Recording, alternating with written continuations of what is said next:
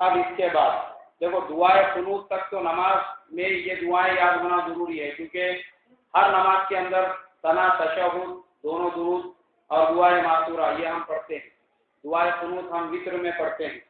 اب اس کے بعد میں وضو کا نمبر آتا ہے، وضو کے فرائض، وضو کی سنتیں، وضو کے مکروہات اور نواقض وضو، جن باتوں سے وضو ٹوٹ جاتا ہے، یہ ہر مسلمان کو یاد ہونا چاہیے۔ اس لیے سب سے پہلے میں وضو کے فرائض سنانے کے لیے ہمارے مدرسے کی ایک چھوٹی سی پیاری بچی مصباح نثار شیخ، اس بچی کو دعوت دیتا ہوں کہ وہ آئے اور آ کر وضو کے فرائض سنائے۔ فرائض میں بھی صرف رٹانا مقصد نہیں ہے کہ بچے کو خالی رٹے ہوئے الفاظ یاد ہو گئے، بلکہ ہمارے یہاں بچے آپ کو پریکٹیکل کر کے بتائیں گے کہ کون سے فرض میں کہاں تک کے جسم کے حصے کو دھونا فرض ہے اور ضروری ہے۔ مصباح نثار شیخ۔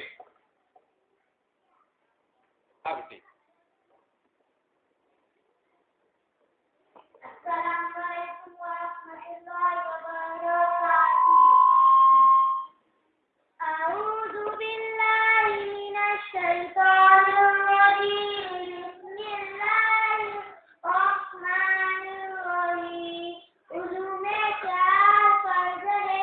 نمبر 1، پیشانی کے بالوں سے لے کر گھٹی کے نیچے تک ایک کان کی لو سے دوسرے کان کی لو تک پورے چہرے کا دھونا۔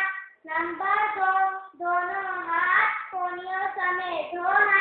نمبر 3، چوتھائی سر کا مسح کرنا۔